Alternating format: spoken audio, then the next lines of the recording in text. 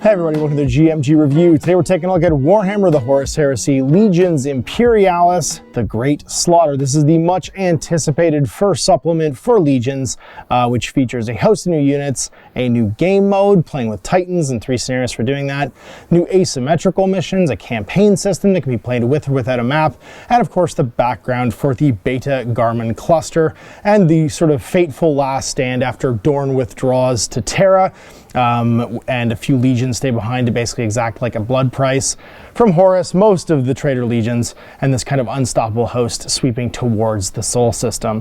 Beta Garmin is also the setting for Titandeath and the Siege of Nyrcon City, which is sort of this thing that is sort of like sums up what the Great Slaughter means. Both sides grind themselves so hard in this campaign that whole Titan legions, including a loyalist one, are completely wiped out. In fact, for this setting, a Titan Legion, Legio Alcan, I think they're called, Alcan, is basically completely wiped from existence. These guys right here.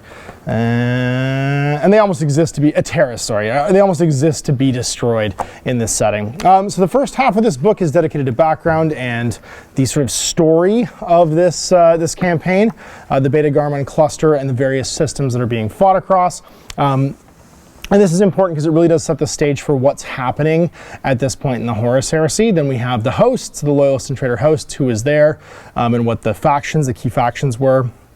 The campaign system, Titandeath, which is probably the most anticipated thing. The question I got asked the most online was like, can you just play with all Titans? This is the mode for doing that, 3,000 or 6,000 point games of nothing but Titans. So if you have a collection of Titan Legions from Adeptus Titanicus, you can just play your games with those with a few modifications.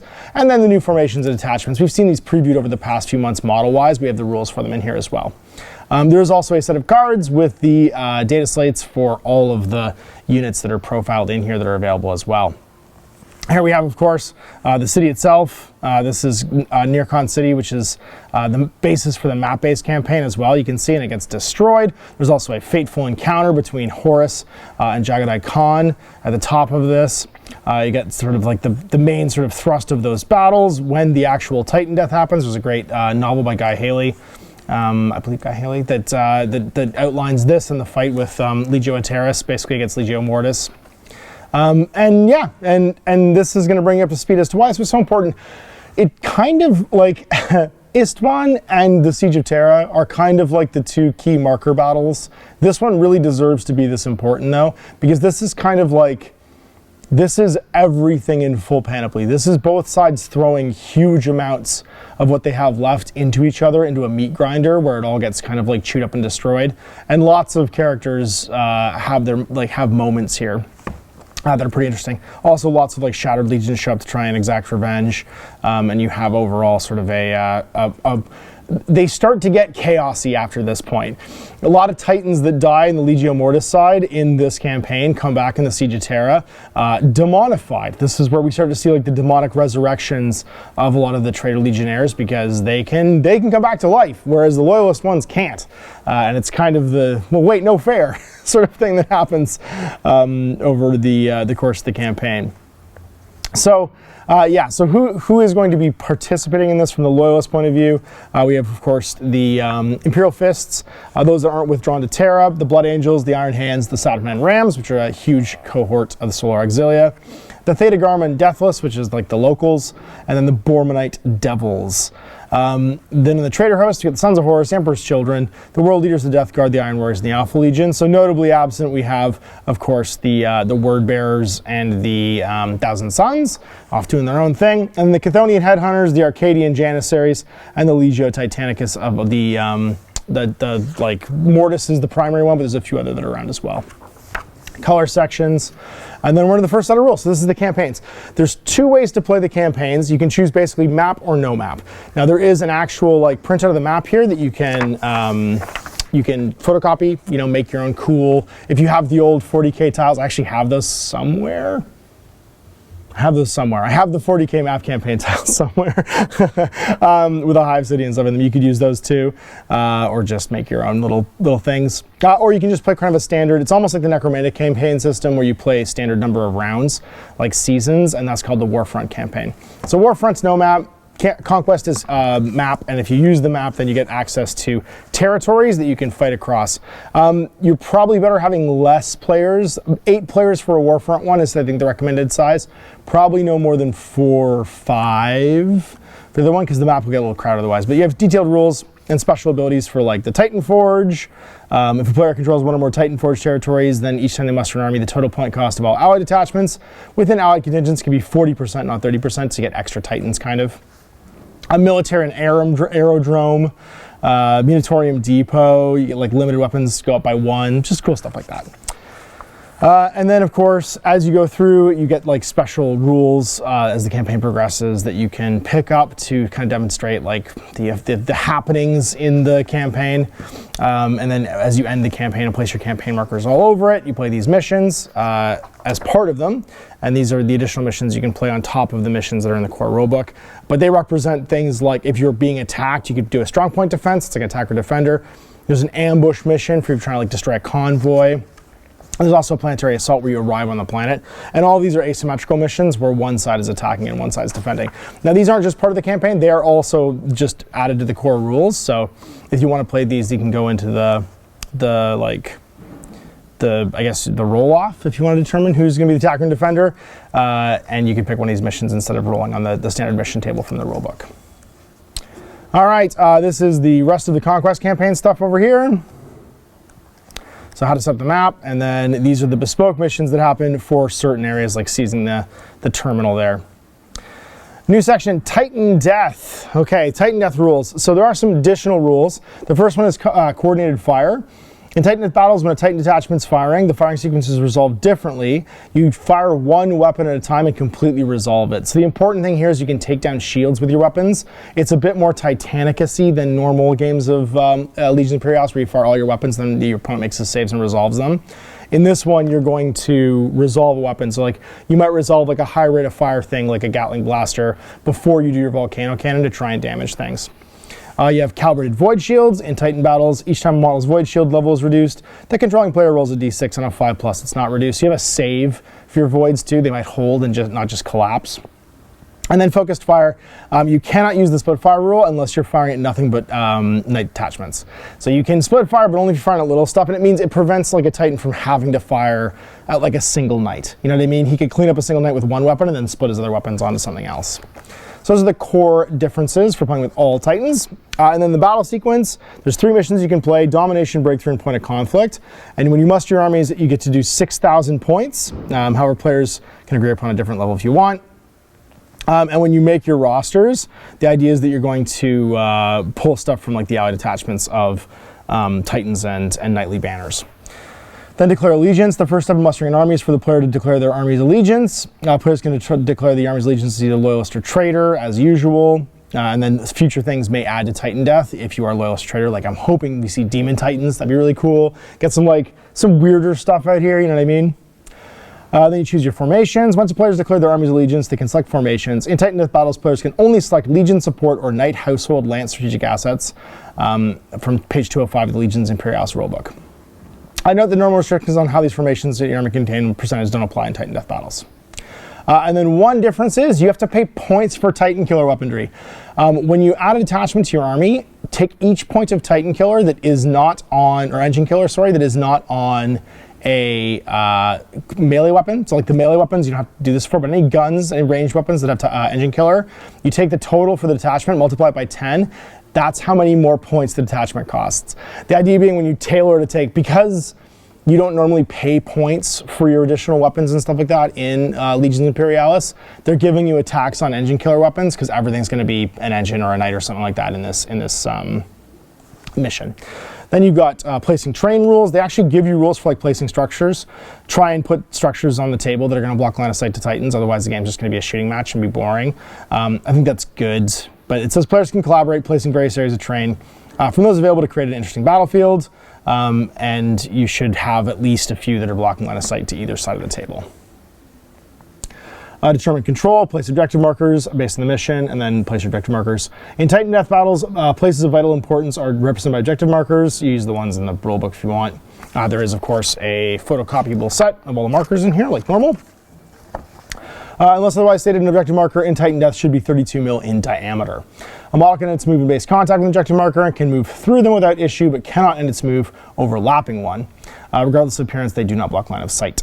When deploying them, the center of the base is used for measuring. If an objective marker needs to be placed 18 from battlefield edge, the center of the base must be 18 inches away. So same as other objectives in Legions Imperialis. And then you get 6 secondaries, like control the battlefield, scan and survey, fresh supplies, stand tall, a matter of honor, or break their lines. And those are, of course, just a little bit later on here. An example of stand tall, scoring at the end of the battle. If this player with the secondary objective has more than 50% of the total points cost of their army on the battlefield, they get 10 extra VPs. If the player with the secondary objective has any Warlord Battle Titans, Warlord Sinister Battle Titans, War Master Heavy Battle Titans, or War Master Iconoclast Titan models in the battlefield, and their opponent has none, they score an additional 5 VPs. So while other objectives like control the battlefield, the player with the total greatest tactical strength in each quarter is set to control it, and at the end of the battle, the player with the secondary objective scores 5 VPs if they control at least 1 battlefield quarter, 10 if they control 2, and 15 if they control 3 or more. So the more of the table that you have Titans in, that you have more tactical control value than your opponent, then you get that. So it's kind of, they're similar to the ones that were in Adeptus Titanicus, but simple enough that they use more of like the core Titanic or Legions Imperialis rules, like the tactical control value and stuff. Declare reserves, deploy forces, battle begins, and then game length, it's 5 games, depending upon the mission. And then it goes to VPs. Capturing objective markers in Titandeath battles. Your tactical strength is based on your size of your Titan. So any Knights are worth 1, Warhound Titans or Direwolves are 2, Warbringer Nemesis or Reaver is 3, Warlord Battle Titan or Warlord Sinister is 4, and then 5 for all the War Masters. Contested versus uncontested. If a player has at least double the tactical strength of a 6 inches of an objective marker compared to the total tactical strength of all models controlled by their opponent that are within 6, then that player captures the objective or retains control of it if it had previously captured it. So you're just totaling everything nearby, and you have to have twice as much as your opponent, not just more. Otherwise, it's contested.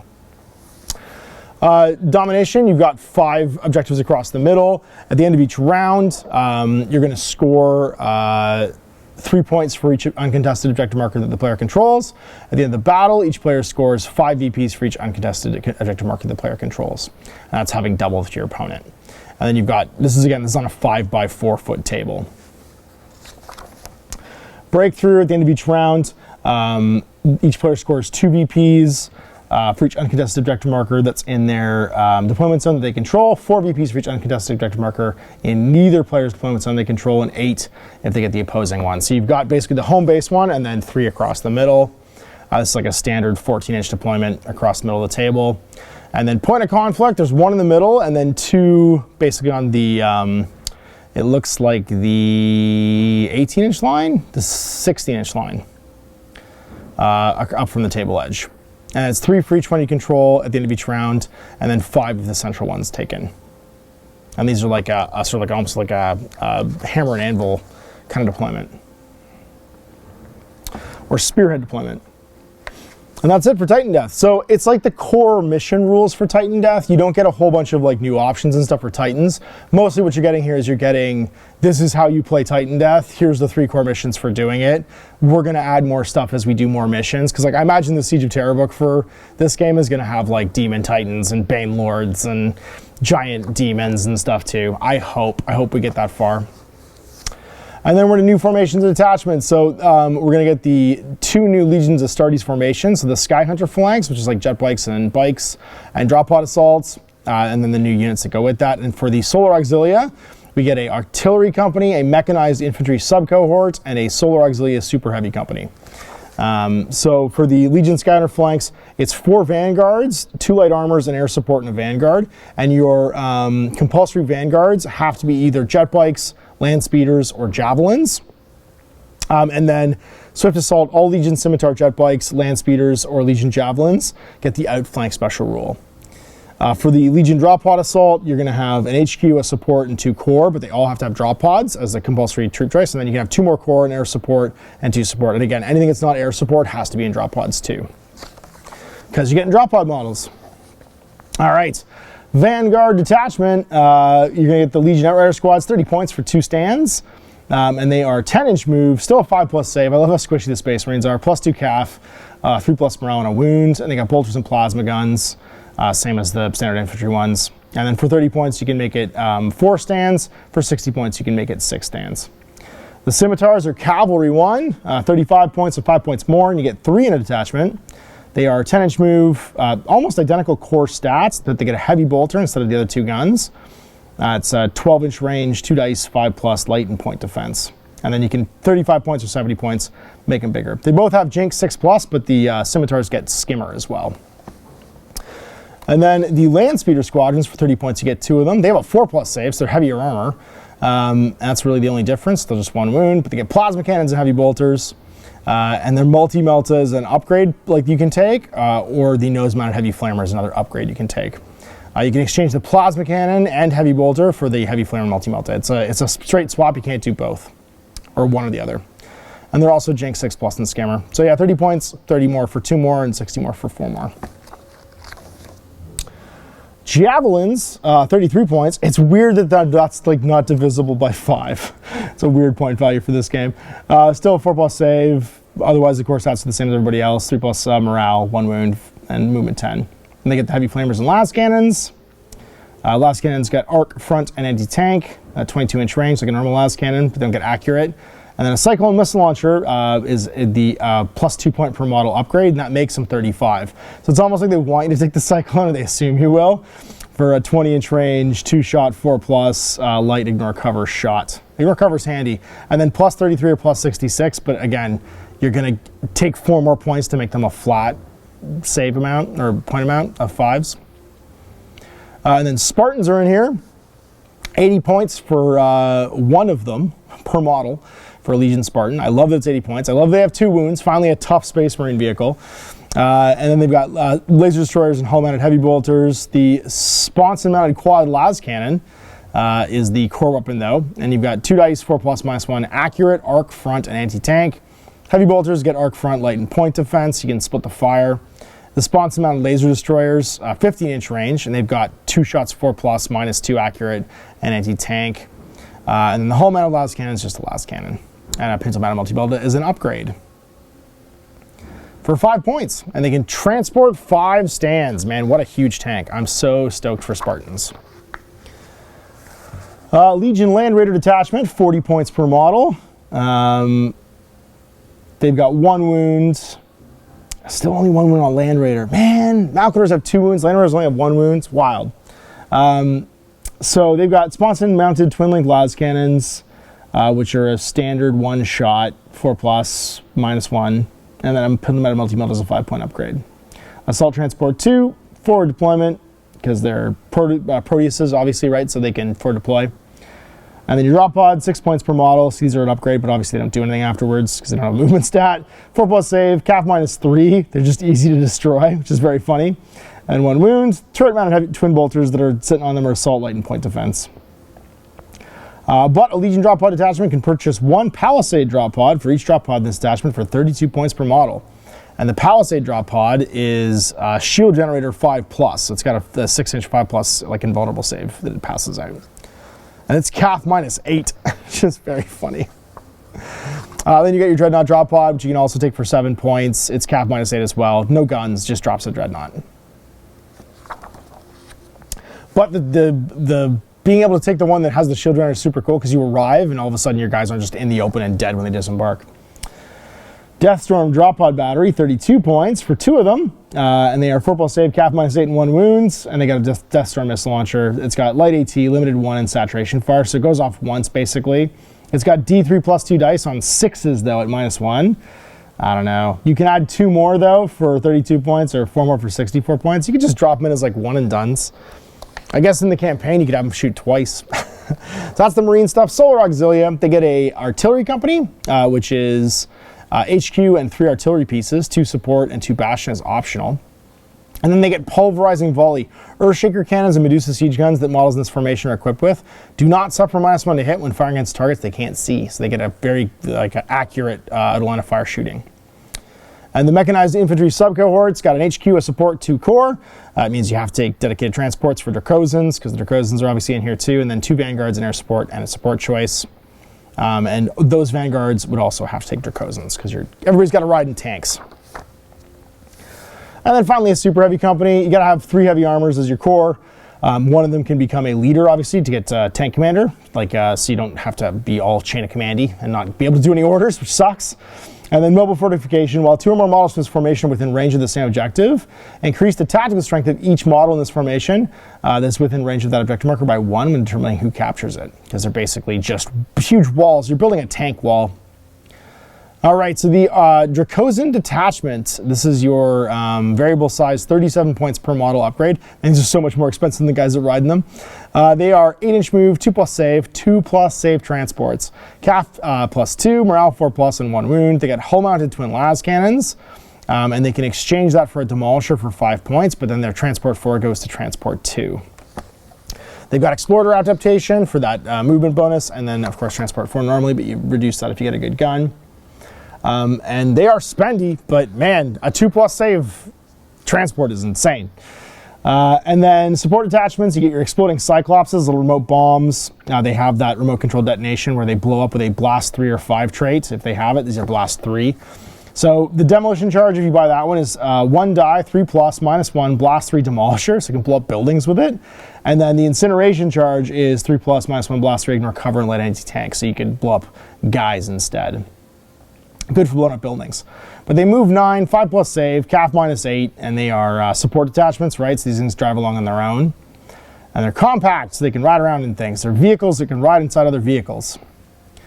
Battle tanks, you're going to get the Malkador and Furnace Squadron. They're 70 points each, but they're still 2 wound, 3+ save, +1 CAF, 4+ morale. And an 8-inch move. They have the Inferno Gun. It's a template to hit 4+.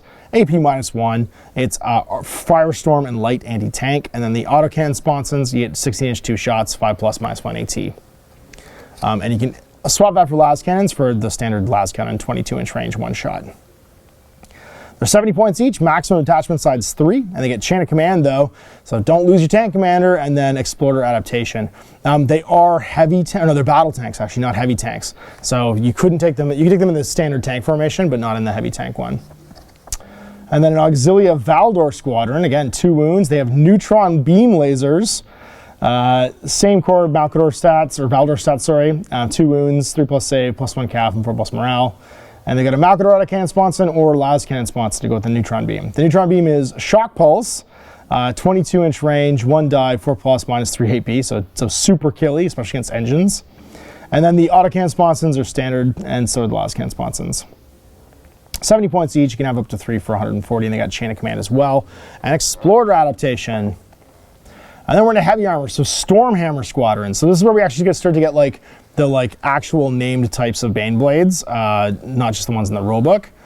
So 6-inch move, 2+ save, +2 CAF, 4+ morale, and 2 wounds. I really wish the Baneblades had 3 wounds. I feel like they should have more wounds. They're so much bigger than like the Malkadors and even the Spartans. Like they should have 3 wounds. They should be decidedly bigger.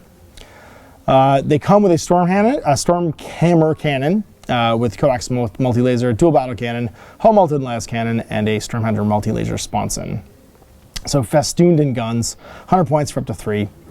And the multi-lasers can be traded for las cannons for 4 points each. And they got chain of command and also explorer. And then it's just the Auxilia Medusa. These are your, and the Basilisk, these are your big like bombards. They are standard sort of like, I guess, artillery stats, movement 6, 3+ save, CAF +0, because they're not very well defended, and 4+ morale, chain of command, and explorer adaptation. The Medusa siege gun has a 12-inch range, but no line of fire, right, because it's barrage. And then demolisher as well, can blow up buildings, but it's 1 die, 4+, -3 AP. You get 4 of them in a detachment. You can have up to 12 if you take, for 260 points, you can have 12 of these guys. And oh my god, 12 4+s with demolisher and -3 AP and barrage, holy crap. That is terrifying. And the Basilisks, they've got the big range, 8-inch to 90-inch range. Same core stats as the Medusas.